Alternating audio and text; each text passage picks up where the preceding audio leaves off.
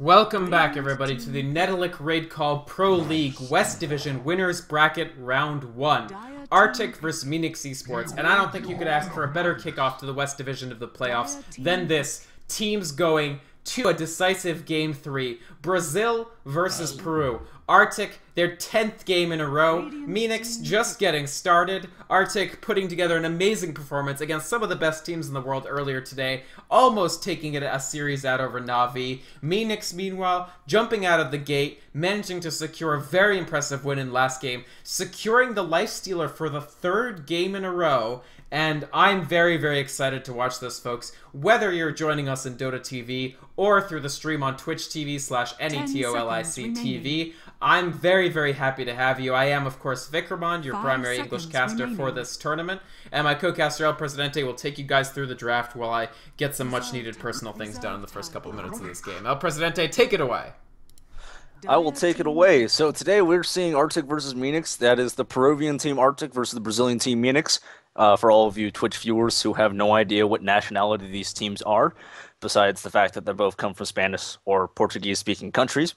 But in the early ban phases, we're seeing the Coddle, the Batrider, the Wisp, and the Darkseer all banned out. Now, Wisp is being banned out because Artyk in the first game have shown how effective Mystico can be on the Wisp, not just securing kills by showing up in the right place in the right time, but also being a menace on the map with various hero combinations like the one with the Chaos Knight. Batrider banned out because it's Batrider, and no one wants to deal with Batrider. His lasso is a pain to deal with. It's a 4-second disable. It lets you drag him out of position.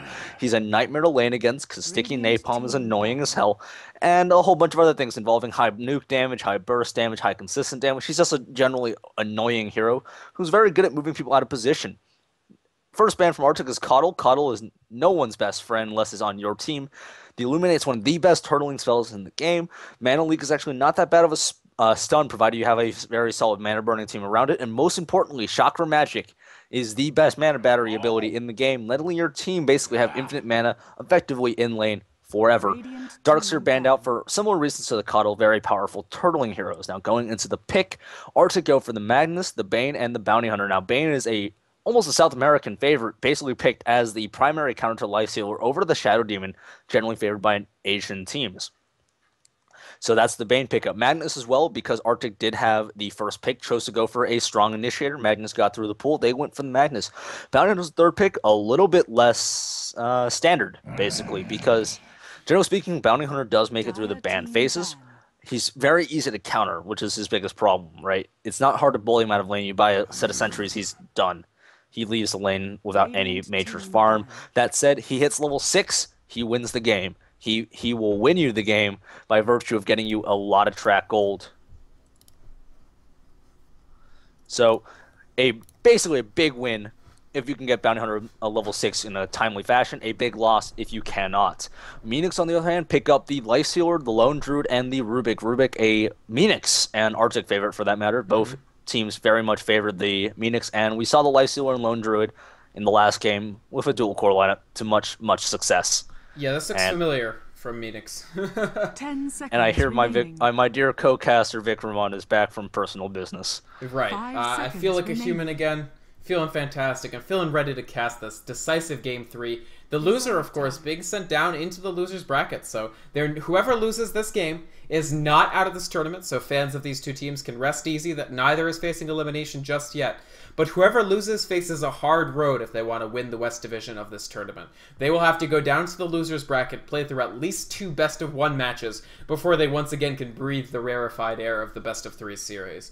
So both teams will be seeking to win here, and seeking to prove something, frankly. Artyk, if they win this, I think they they've put together just an incredibly... It's not their professional debut. They've played quite a few pro games before, but it certainly is quite a debut on the world stage. Sort of so much more scrutiny coming to this team, especially after the games against Navi today. And right now, they are facing sort of a setback against Meenix, a team that's really developing, making a name for themselves, with Pain Gaming taking sort of a backseat in terms of carrying the torch of Brazilian Dota. It looks like Meenix are looking to fill that void, and they may just do so this time. They put together an incredibly convincing performance last time, and the question here really is, are Artyk going to be able to turn it around against Meenix running essentially the same composition, or a very similar core one? Yeah, it's actually going to be very tough, and there's that pocket silencer pick that happened last game, and was actually fairly successful. Hopefully he picks up an earlier point of glaive so he can take advantage of all those kills he got. But yeah, I'm going to be hung up on that forever. I mean, honestly, he worked great for them. That silencer was everywhere they needed him to be. He was popping off all of his spells usefully. Even a huge Curse of the Silent that one time on top of the RP. That Curse of the Silent did real damage. 10 seconds. Really, the only difference between Meenix's lineup this time and last time is they don't get the Magnus this time. Yeah. Remaining. And that's a big deal because Fuzzy was, what, 6-1 and 21? Yeah. Reserve time. He made a lot of kills happen, to say the least. They could run Silencer mid this time, and they don't have a mid. Yeah, they do have that option. I actually really like that option, and I think they should go with Lina as the last pick for Meenix. Lina to pair up with the Rubik and the Silencer mid. Yeah, it could happen. I don't know how deep their propensity is to actually run that Silencer up in the middle, but it's certainly an option for them. The main reason why I say that, though, is because Lina will get more kills with Lysil and Rubik than Silencer would. Sure, and definitely. There aren't a lot of viable solo mids left in the pool outside of, like, Puck. And Puck is a pretty good one. Night Stalker is certainly not bad. I don't think Night Stalker's going to be that strong against Artyk's lineup, though, in particular. Maybe if you pick up a Gem and a Scepter, Bounty Hunter will never be able to move, but... That's true. I don't know how I feel about Night Stalker in this particular me neither. matchup. I mean, there's still Storm Spirit, too, honestly. Actually, Storm Spirit would be pretty solid, although Bane does make Storm Spirit pretty sad. Yeah, if he pops off the Fiend Spirit, definitely a difficult situation. And Artyk taking the SS. What do you think about this? I'm hoping Ursa is the next pick. That's what I'm hoping. Shadow Shaman Ursa, definitely a pretty strong combination. I don't think that this composition of theirs can get level 1 Roshan, unfortunately, although they could give it their best shot, but I doubt it. Wasn't supposed to be for level 1 Roshan. I know. It's the Shackles, yeah. The Shackles, the Hex, and the Nightmare. Nightmare actually having the longest range of all of these disables is going to make it very, very easy. Very, very easy for Ursa to turn on Overpower and basically run his claws through someone's face. 5 seconds. That's true. That said, Lifestealer and Lone Druid pretty good against Ursa. But likewise, Ursa is actually still pretty solid against Lifestealer and Lone Druid. The problem for Lifestealer is that Lifestealer puts out very consistent damage. He's not a very bursty hero. Yeah. Outside of Infest. Ursa loves consistent damage more than Lifestealer does because that lets him get more ramp-up time. Okay. The problem is Lone Druid's Entangle will ruin Ursa's day. But a Shadowblade Ursa... Oh, there's the puck pick. But not a terrific surprise, frankly, that they would take that. Yeah. Smart. He's so good against Magnus. He is I vote phenomenal Kunkka. against Magnus. You vote Kunkka? They vote Faceless Void. Okay. That's a pretty strong counter to Lifestealer as well, just because, when you have 5 seconds to kill whoever you want, you'll probably kill them if you have enough gold. I think this Void is actually pretty solid, assuming they found the farm. This is always the question with Faceless Void. And I feel like I bring this up every time somebody picks Faceless Void in our tournament. And I'm going to keep bringing it up, folks. Sorry. Because it's actually a huge deal. If you can't find the farm with Faceless Void, especially if you go for that Battle Fury build, your guy flatlines completely, and your team flatlines with it. This is a basically solo core lineup. I mean, the Bounty Hunter can get some stuff going. Obviously, Smash can have a huge game on this Magnus. If he has a game as big as Fuzzy's last time, it won't matter, really. But if Iwo doesn't find the farm with Faceless Void, if he faces up a lot of pressure, it's going to be a lot of trouble for Artyk. The flip side is, Faceless Void can go right over the top of this entire team. Once that Chronosphere comes down, Meenix have so little recourse against it. The Lifestealer can't get in to do anything. The lone druid can't get in, nor his bear to do anything. And even Puck, who, you know, is a ranged hero, will not be able to jump in Illusory Orb, Waning Rift, Dreamcoil. Puck's abilities are all actually essentially short range for such a long-range initiator. So that Chronosphere, shoutouts to Shota Dota, that's funny. Pretty big Dota TV presence, if you guys have ever been up in Dota TV. So, do we want to introduce the teams, Alprez? What did you get last time? I got Artyk, so I'll get Meenix this time. Sounds good to me. Meenix, almost everybody reprising their roles from the last game. Zoyo on the Silencer, Dexter going up on that Rubik, Sono with the Lone Druid once again going up into the solo hard lane, Geezy on the Lifestealer in the tri lane at the bottom, and finally, Fuzzy, our amazing Magnus from last game. We will see what he has in store for us for this Puck performance. On Artyk, we're seeing Smash playing that solo mid Magnus. We're seeing Mystico, Masoku, and the Iwo playing this top lane with Iwo on the Faceless Boy, Masoku on Bane, and Mystico playing Shadow Shaman with like a farmer's hat. No, that's not a farmer's hat. What? He's got it's the Vagabond's, yeah, it kind of reminds me of like a walk with talismans on it. And on the bot lane, we're seeing Mihawk on the Bounty Hunter. Oh, How do you rate this lane for Mihawk? How do you think he'll do? Oh, not well. Not well at all. That is going to be very difficult for Mihawk. Very, very difficult. And I say that just because sentries were picked up on Zoyo. Yeah. Dexter will lift him up, and he will be slowed. Yep. And a slowed Mihawk who can't stealth is a dead Bounty Hunter. He did get pulled some regen, though, 2 sets of tangos. Yes. So at least he gets something. I wanted to say that, actually, how does this work out? Where's the branch come from? He bought the branch. It's 550 for the poor man shield. Oh, yeah, plus it's 550, 53. not 600. You're right. Oh, I'm an idiot. Thank you. I do want to say that if they can... Artyk do have the Bane, and Bane against Lone Druid lets you control this lane a little bit better. If they can pressure Sono into having to jungle, I think we could see Mihawk rotate into that sort of jungle douchebag role that I like to think of the Bounty Hunter as, where he just picks off the last hits in the jungle. And that, I think, is a much safer position for him, actually, than this 1v3 lane. But it rests on them being able to pressure effectively. We actually see Mystico currently with his invisibility rune. Oh, there's the sentry. They will completely spot this out. No shackle. Unfortunately, wow, this first blood attempt completely stifled by Meenix with that good sentry ward placement. Absolutely. They knew Mihawk was around, so they just dropped the sentry ward because of that. Yeah. And just by sheer luck, Mystico was caught out because of it as well. Yeah, poor guy. He's actually still hanging around, but Mihawk runs right into the sentry ward, copying a lot of damage from this last ward. He will reveal the presence of Mystic. No, he won't, actually. Still a very interesting tactical situation. They're looking to do a flank on Mystico right here. Are they going to be able to get it?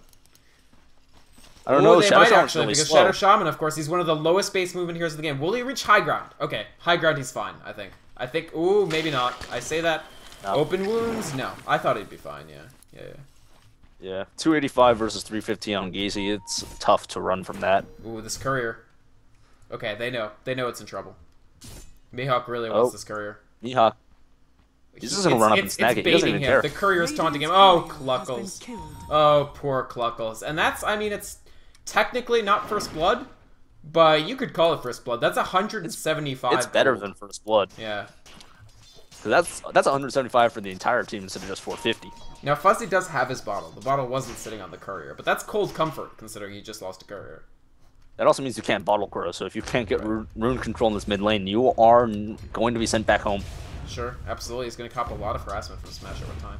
And Mihawk and Mystico both sort of just soaking up a little bit of XP here. Still level 1, though, so... Courier kill or no courier kill, they need to find XP for all 5 heroes somehow. Absolutely. We're seeing that up in the top lane. Iwo's getting free farm. He's 16-4, and I actually think he hasn't missed a single last hit so far. Until a moment ago, half of the game was still level 1 at 3 minutes into the game. It's just hilarious how that works out sometimes. It's tough to find farms sometimes, depending on sort of the dangerous situations that you find yourself in. Puck, of course, level 4. He's actually... Fuzzy is still ahead of Smash on XP, despite the fact that he doesn't have access to that courier. So that's just very, very well executed play here. And Smash doesn't love this Magnus. I mean, we don't see him on it that often compared to things like TA and APL.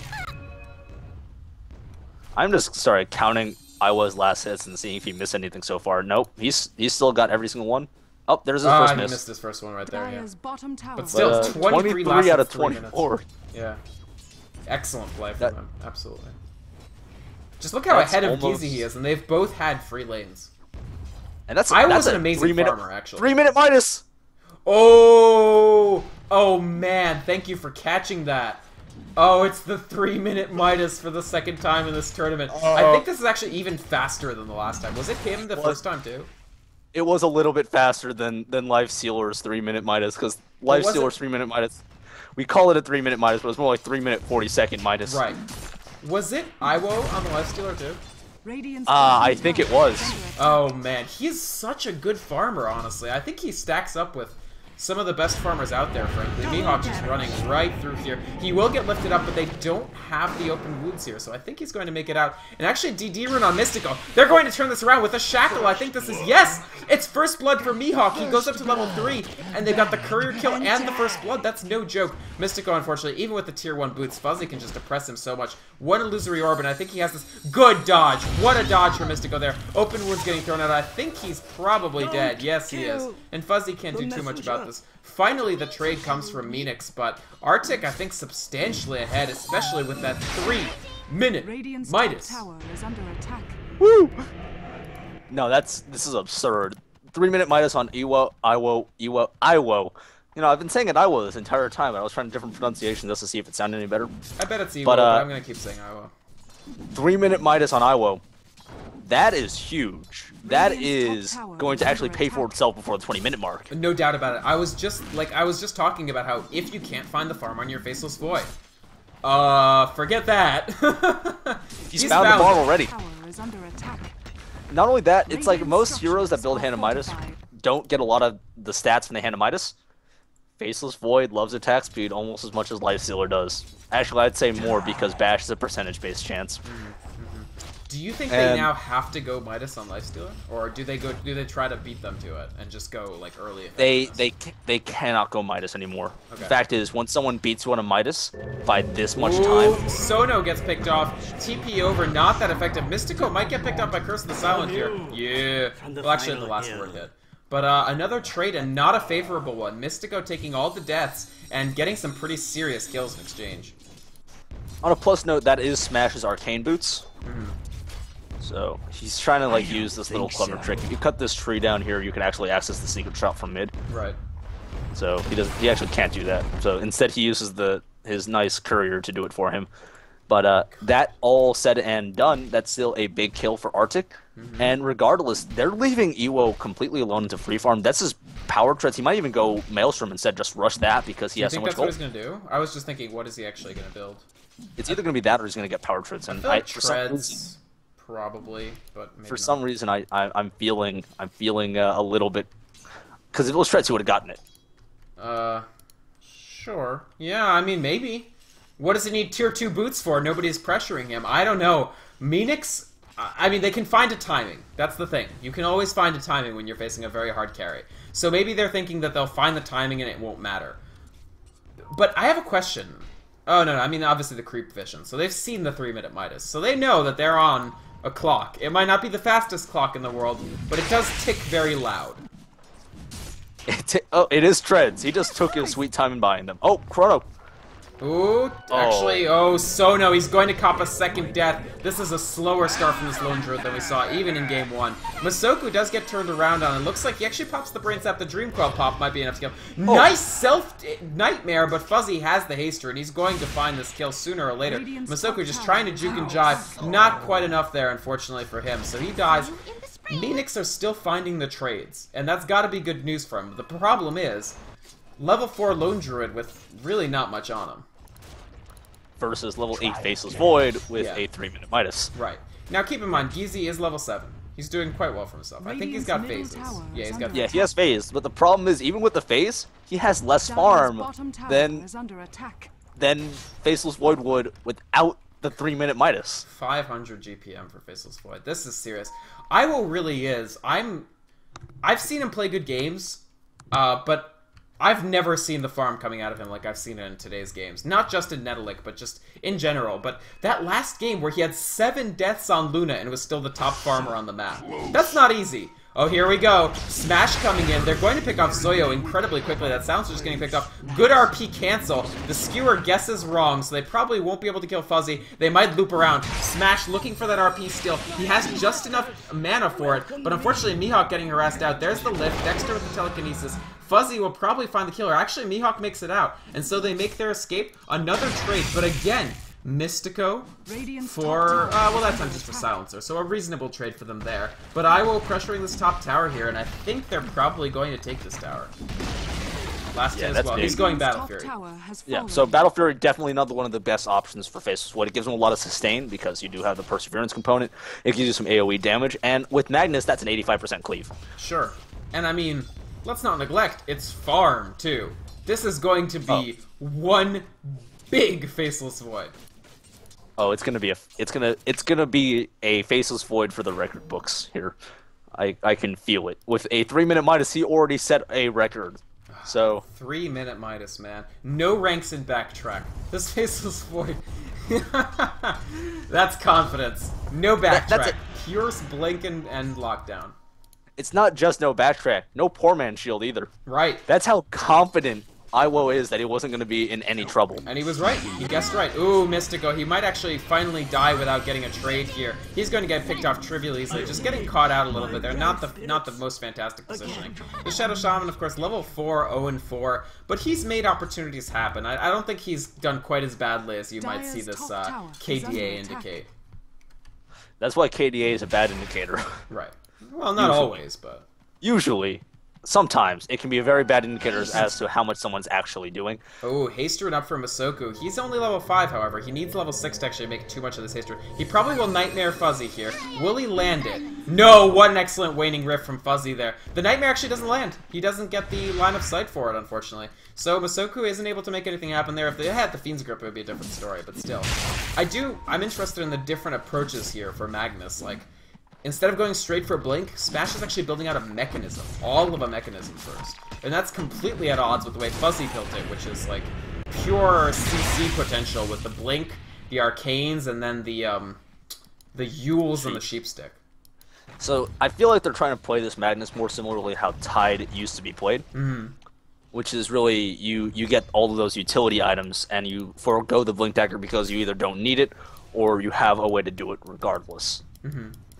So, that said, I feel like Smash is really confident in his ability to skewer in, or in his team's ability to set him up. So, right. And I think that's in large part because they do have Iwo, who can blink in, get the Chronosphere off, and they follow up with an RP, and that's basically a win. Yeah, I mean, Meenix, they're playing a game that I don't generally see with teams not named DK.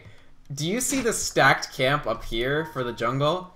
And the fact that they're stacking Ancients down here, this is some serious 4 Protect 1, and that 1 is going to be terrifying. Tower is under attack. And we're seeing the gap get larger and larger. Faceless Void, Iwo does have a full level on Gazy now, actually over a full level because of that, and that's actually absurd, first off. 2, he has his broadsword, so now he's only 1,400 gold away from his Battle Fury. This is a fast Battle Fury time by regular standards. He got a Midas first. Yep. Now, Spirit Bear does have the Midas, so Sono, aware that he had the slow start, is going to try to catch up by getting the extra XP leverage from this Midas. And they have time. I mean, I think Meenix have smelled by now what the Iwo Rock is cooking, right? Like, they realize that that Artyk is going to try to reach over their heads. So they know that when that timing comes, the Lone Druid had better be prepared. But they have some sense that it probably won't be for 10-15 minutes. So I actually like this Midas on the Lone Druid. He needs to catch up. He had those 2 quick early deaths, and so, I don't know. I like it more than I would have liked the Lifestealer Midas. I absolutely agree. I feel like Midas is a huge impact for the Lone Druid. That said, he has no mid-game impact anymore. Sure. Sure. He's actually basically walking fodder as far as his mid game is concerned. He has no boots, no anything not besides on really. either his hero or his bear. That's a great point, dude. So he is actually useless. This is not 4 Protect 1. This is 4v4 at this point.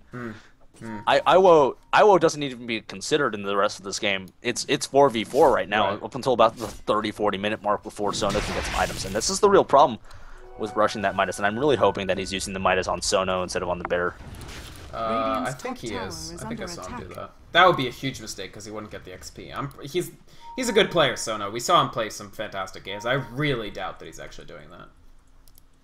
So much so I'm not even going to check because I'm scared of what would happen if I did. No, I'm kidding. I mean, I'm sure he's doing it right. Yeah. But Iwo is actually a minute away from his Battle Fury, so 14-minute Battle Fury after Midas, that's absurdly fast, especially after tier 2 boots. Yeah. Smash is close to his mechanism as well, and this will hit, so I think they'll be surprised at just how early this is going to hit. Meenix don't even have anybody considering mechanism yet. I mean, I'm sure in their brains they have them considering it, but considering it in terms of making any progress towards it. Mihawk wants to get a track here. Instead of these soft supports, he might end up actually targeting. Meanwhile, Iwo just continuing pressure. Masoko actually hiding. They're baiting with this no backtrack Faceless Void. He does have one rank of backtrack fair. And here it is, actually, his Battle Fury. 14-minute Battle Fury, and he stopped along the way for Treads and Midas. Actually, they do find the kill. Sorry that I missed that. They don't pop off the RP. Smash is actually silenced, but they've already brought Dexter down. And Sono chasing out. Good Dream Coil, actually. This will be the death of Mihawk. He manages to pick up a track kill, but Meenix still trading somewhat favorably, but there's one big downside to that. And it's a big, big downside. Which is that they're not trading for the Void. There's this purple man with this large green mace that will like to have a talk with you in 20 minutes. Geezy could be in a little trouble here. Smash, he's still got the RP. Geezy just walks away. So, good job there, but good escape. He doesn't sort of over-aggro on the tower. Just pulls back from the brink, man, keep himself alive. Geezy, I mean, by any standard, he's having a good game. He'll have the armlet done pretty soon. He's got 81 last hits at 14 minutes. Perfectly respectable. I mean, it's between about 6 last hits a minute, which is by no means bad. But yeah, it's not good enough for this game, and that's the problem. It's not a matter of whether or not Geezy is playing well. It's coming down to Iwo's playing much better. Right. It's interesting that they haven't actually delivered this Battle Fury yet. So even though he was done with it at 14 minutes, it won't come to him until about 15:30. But that's really, I mean, we're talking about fripperies here. Like, sooner or later, that Battle Fury is coming, and then that Void's farm speed will improve. And then I gotta feel like Meenix, they may need to play with a little more urgency than they're playing with. Am I wrong? They really do. And the problem is, by picking up that Midas on Sono, they can't push towers as easily as they would have. They needed to pick up more cost-effective items for him at this point in the game. And because of that, now they're really relegating Lone Druid to a ultra late game role. And he's not going to win in a fight with Iowa like that. It's going to be tough. Maybe if they can find the lockdown on Iowa. Maybe. As soon as Chronosphere comes down, I feel like Iowa's going to be pretty substantial. But not quite yet. I mean, even with the Battle Fury, he's not that huge yet. The problem is I can count the number of hard disable Meenix have on one hand. Yeah. On one finger, actually. It's Rubik's telekinesis. Sure. That's definitely right. And that's, I mean, they have silence. They have multiple silences. But the problem is the silences don't mean anything if the Chronosphere is already off. Yes. And for the record, later on, it's not going to mean anything even if the Chronosphere didn't come off. Sure. Because he will have that option. And Mask of Madness is being started up on Iowa. He wants to leverage his level advantage. And I mean, Mask of Madness is actually not a bad farming item either, for that matter. When you're farming the jungle, it really speeds it up. Oh, I think it's phenomenal for farming the jungle in ancient stacks. I still feel like Maelstrom brings more to the table when you're looking for early game engagements. Oh, you don't think he'll get a Maelstrom? I think that's redundant, but maybe.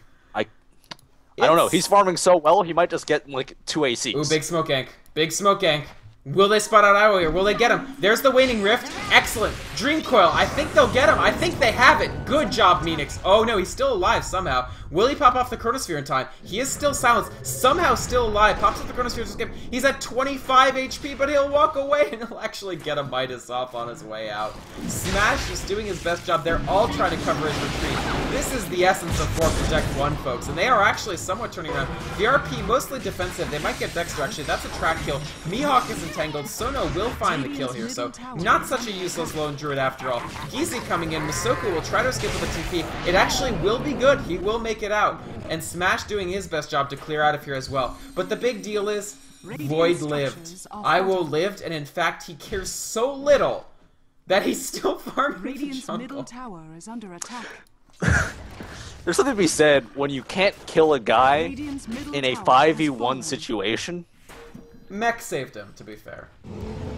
That's absolutely the case. Mech was his lifesaver, but that you couldn't kill him fast enough for TP support to save him in 5v1 scenario. When he Yeah. is silenced, cannot cannot run away, cannot chronosphere, and you still can't get him down in Sure. those 4 or 5 seconds. That's a problem. That's a big definitely problem. a problem, and definitely a wake-up call for Meenix. If they weren't playing with urgency before, they'll definitely have to now. Mystico actually found a really good trade there, by the way. He actually solo picked up that middle tier 1 tower. So Artyk actually finding the tower trade there, considering they lost the top tier 1, but picked up the middle tier 1.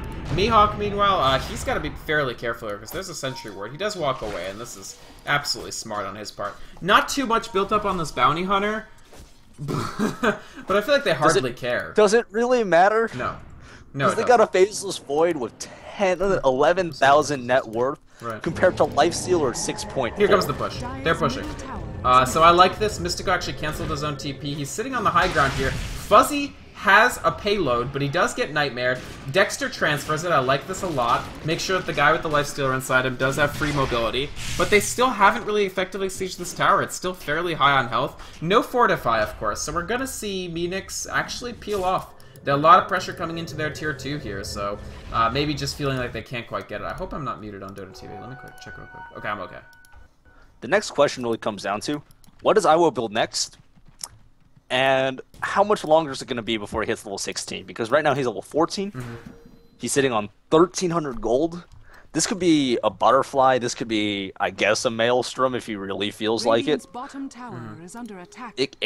He has options, and that's really Butterfly bad would for be huge, Phoenix. I feel like.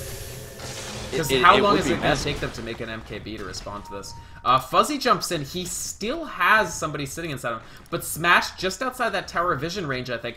Fuzzy could get seriously punished here. He doesn't even get the deny. Shadow Shaman will actually get the pick off. And Fuzzy, he's still trying to stay alive. Blinks over. Oh, the RP. There's still a Lifestealer inside here. The Fiend's Grip up as well, but wow, that Infest deals huge damage. They Mechanism and Artyk feel like they have to get the heck out of here, because there's an angry Gizi bearing down on them. Gets a pick off. Fuzzy down, but smashed down on the other side. Oh, that Shackle. There's the Chronosphere. Doesn't care if he traps Mihawk in it, because here comes Iwo. This is kill 1. This is kill 2. And 2,600 gold. About to Midas yet again. Iwo has entered.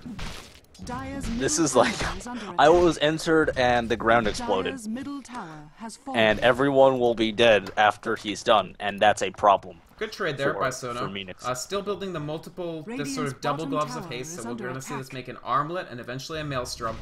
But this is a lot. He has risen up to the highest farm on his team. He is basically matching Smash. And the issue is, there's another 300 gold per minute between that and where Faceless Void is at. Yeah, it's really coming down to, how do you stop Iwo from wrecking you? And the answer is normally disables, and the problem is Meenix don't have it. They don't have any decent disable besides Rubik on Dexter, and I'm going to be quite honest, Dexter's positioning has not been that good. As a whole, he's been out of position more often than in, and we're actually seeing Iwo go straight for the Roach. Yep. And what's to stop him? He's got his lifesteal. I mean, he's got damage, and he's the highest level person on the map, level 15. He won't hit 16 for this first round, but they will be able to pick this off. And Aegis on a Void that's 3 levels above everybody else on the map. I would say that they just need to chain off their pseudo CCs and their silences, but I feel like they did that once, and it failed. And he's a lot bigger than the last time they did that. They may going need for to Manta just style. try to play keep away. Oh, this is fun. I was going for Manta style. That's actually Attack speed, movement speed, split himself up, shuck some of those silences, respond to here's the the waning Ancient Stack. rift with it. It's waning rifts. It lets you attack more often inside of the Chronosphere because they can move around. Hell, I wish he builds a Necro Book next just because. No, For no, more no. Chronosphere melting action. Veto. Absolutely not. Veto? Yes. Butterfly I don't know. is what I want next. I mean, Necrobook would be cute, but he doesn't need to get cute. He could just win. Look! Oh my god! Radiant's bottom tower is under attack. I can't help but feel bad for him now. Radiant's bottom tower. And the And that- Empower, too. That's a Manta style done on Ewo. Oh, Lord almighty. Wow, Artyk aren't waiting time. They're like, okay, we played 10 games.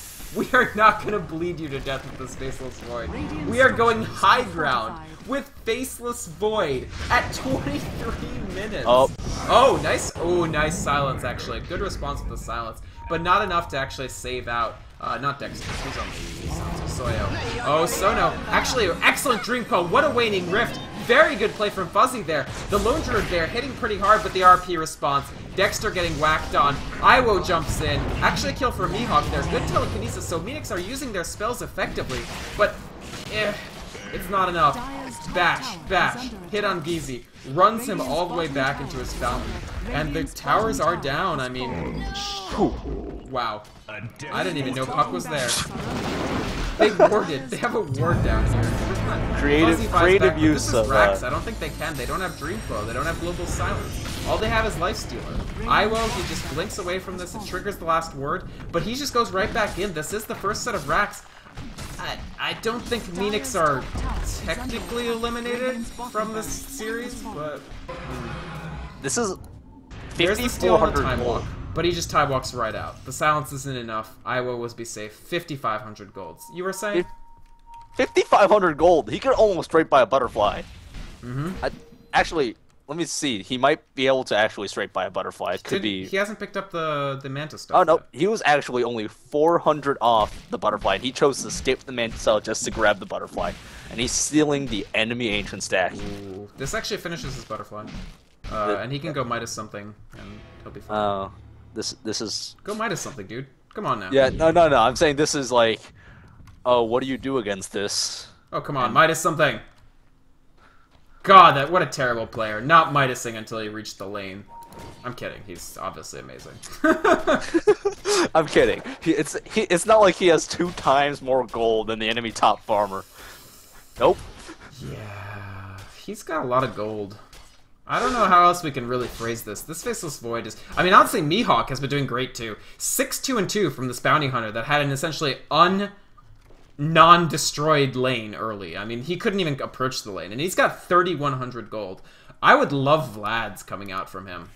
He actually dropped his Midas because he couldn't use it, and he needed to make a slot up for his butterfly while he had the Aegis. Why can't I hold all this gold? I was thinking he might just sell his Mask of Madness because it's kind of redundant now. No way, dude. Mask of Madness till the end. He can just deliver Actually- the Midas whenever he needs to use it. With the Mask of Madness active, he is 100 attack speed off of the max attack speed. God. Wow. So with it on, let's see how he attacks every 0.42 seconds. Yeah, so he's got a little ways to go. Down to 0.33. God, it does a lot of damage. With the Empower especially, which he doesn't have right now, but... There it is. There it is. Here we go. This might be the siege that determines the game. Chronosphere is up. Blink is finally up on Smash. He's actually 3.2k after the Blink. I'm gonna pull up the gold graph, but I'm covering my eyes, and you can tell me what it says. It says 17,000 gold. Eesh. Almost about 0.7k for each minute this game has been going on.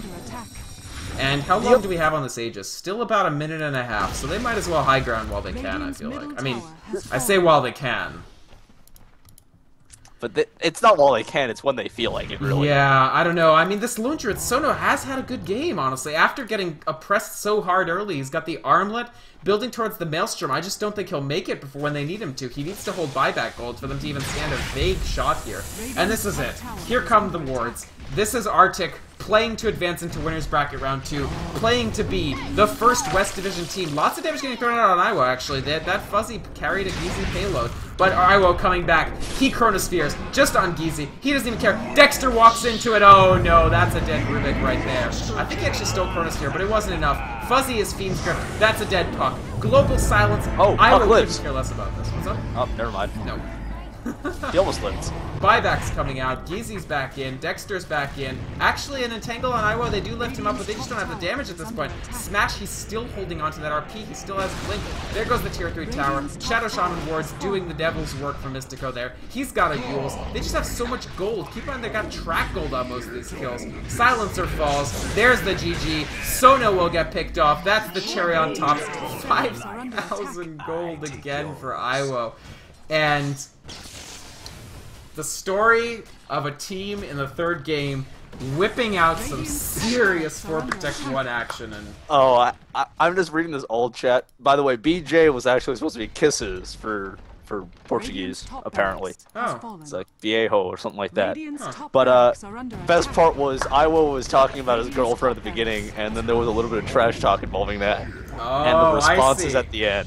So they they paid dearly for their trash talk. Yes, they did. Wow. Oh my goodness. Artyk showing us what they showed Na'Vi to really put some scare into some of the best teams in the world earlier today in the We Play League. Artyk will take this game out, showing Peruvian pride over the Brazilian team Meenix. Meenix not eliminated. They will go... He can actually Chronosphere the fountain, so this is an idle threat. I don't think this was a good idea from Sono. Here we go, Chronosphere on the fountain. Whoa, Sono was such a... Don't point. This was such a bad idea to say that. And the illusions get the last couple of kills. Oh man. Artyk, semi-finalists at the least, moving up into Winners Bracket Round 2, taking this out 2-1, ending their 10th game of the day on a high note. Thank you so much for coming to watch this series with us today, folks. I hope you enjoyed the games this morning. We had a great series between Orange and MUFC. If you haven't seen, I won't spoil because I will do rebroadcasts later. But definitely some surprising picks and plays going on in that series. And definitely a fantastic series to close out our day on. Artyk, 2-1 over Meenix. This is the Netolic Raid Call Pro League West Division. We have been getting better and better games as we get deeper into the tournament. Thank you so much if you picked up a tournament ticket. I am sorry that we didn't get the second game of Orange versus MUFC up. We actually will be adding it to the tournament ticket. We're speaking to Valve about making sure that everybody with an in-game ticket is able to watch that out. Those of you watching in the stream, we very much appreciate your guys' patronage as well. Thank you so much for following the tournament.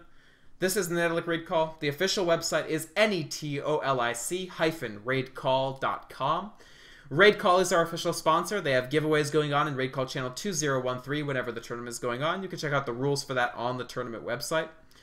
As for our next broadcasts, in exactly 9 hours, we will resume the East Division play. The teams playing will be Vici Gaming and... April Fool's Day. April Fool's Day, the Singaporean team. So that should be an excellent series as well.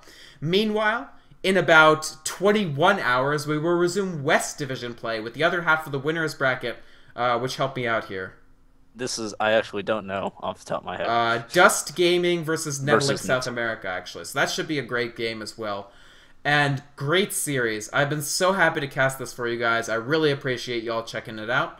I am Vikrabond, the official Netolic TV caster for this tournament. You can find me at vykromond.com or Twitch or Twitter or YouTube. Basically everywhere that Vikramond goods are sold. My co-caster El Presidente finally has a Twitter. Why don't you tell everybody about it? Alright, so I have a Twitter. It's at ElPresDota. I've made 3 tweets, all revolving around this game. My background is practically non-existent, and the picture makes me look like I'm sleeping.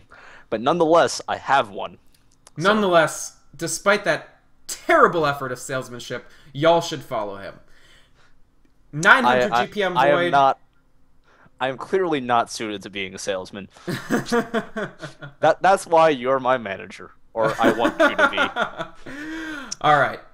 I think that closes it out for the day, folks. Thank you so much for watching. We will have rebroadcasts of these games running overnight. Have a good day, everybody, and thanks for joining us.